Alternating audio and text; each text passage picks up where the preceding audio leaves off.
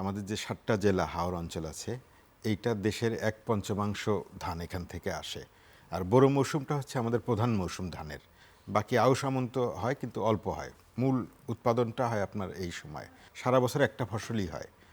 দেশের অন্যান্য অঞ্চলে যদিও আপনি আউশ আমন দিয়ে পূরণ করতে পারেন খানিকটা, কিন্তু হাওর অঞ্চলে বোরো ছাড়া আর কোনো ধান হয় না। গত কয়েক বছরে একটা প্যাটার্ন চেঞ্জ হয়েছে যে যারা চাষ করে এদের বড় অংশ ৭০ ভাগ, আমি একটা হিসাব দেখেছিলাম, যে তারা আসলে জমির মালিক না। তারা এটা চাষ করে মালিককে একটা নির্দিষ্ট অঙ্কের পরিমাণ ধান দিতে হয়। তার মানে যখন ডুবে গেল, তার তো নিজের সারা বছরের পরিশ্রম এবং বিনিয়োগ তো গেলই, একই সঙ্গে তাকে আবার ধান কিনে দিতে হবে জমির মালিককে।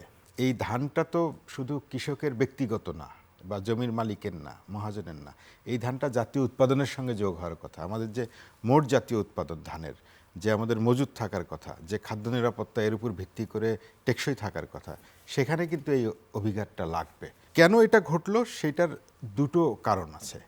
একটা হচ্ছে যে আপনার একটু প্রাকৃতিকভাবে আগাম হয়ে গেছে, এটাকে যে আকস্মিক বন্যা বলে বা ফ্লাশ ফ্লাড বলে, এইটা আরেকটু ১-২ সপ্তাহ পরে আসার কথা ছিল। সাধারণত তাই হয়। কৃষকের দিক থেকে প্রস্তুতিটা কম ছিল, কারণ হচ্ছে জ্বালানি সংকট। আপনি জানেন যে হাওর অঞ্চলে এখন হচ্ছে ধান কাটার জন্য, মাড়াইয়ের জন্য একটা মেকানাইজড পদ্ধতি চালু হয়েছে। মেশিন চালানো হয় বেশিরভাগ ক্ষেত্রে, কারণ লোকজন পাওয়া যায় না, একই সময় অনেক ধান কাটতে হয় যেহেতু জ্বালানি পাওয়া যাচ্ছিল না, ফলে একটু দেরি করতেছিল, যে একটু যদি আপনার পরিস্থিতিটা ভালো হয়, জ্বালানি সরবরাহ বাড়ে, যদি পাম্পের লাইন কমে, তাহলে তারা এটা কাটা শুরু করবে মেশিন দিয়ে। এখন যে বন্যাটা হচ্ছে আকস্মিক বন্যা, এইটা ধান বা হাওর ডুবে যাওয়ার কথা না। এই বন্যাটা নদী পথেই বেয়ে চলে যাবে। হাওরটা তো একটা বেসিনের মতো, চারপাশে উঁচু পাহাড়ি এলাকা, মাঝখানে নিচু, নদীগুলো নেমে এসছে।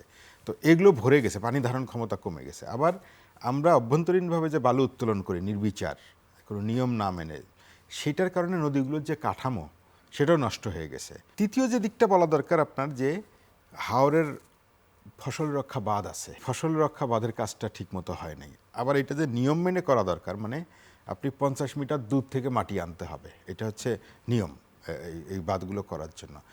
কিন্তু এখন যেটা করা হয় যে একেবারে গোড়া থেকে তুলে নেওয়া হয়, তো ফলে ওই বাঁধটা টেকসই হয় না।